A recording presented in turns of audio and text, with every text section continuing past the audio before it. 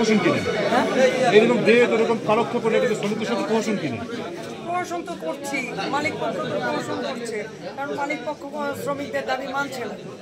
আমরা একটা পয়েন্টে আসছিলাম, মানবিকতা।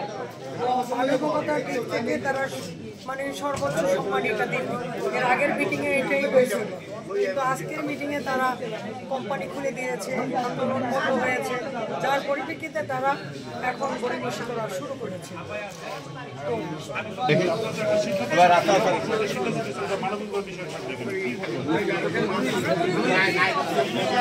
তারা এতগুলি যে লোকেরা এখানে বসেছে তাদের সবার প্রতি অসম্মান প্রদর্শন করেছেন এবং তারা শ্রমিকদেরকে 2-3 হাজার টাকা করে বাড়িয়ে দিতে চেয়েছেন, যেটা আসলে একদম একটা প্রহসন ছাড়া কিছুই না। এবং তারা এই সময় নিয়ে আসলে শুধুমাত্র কালক্ষেপণ করেছে।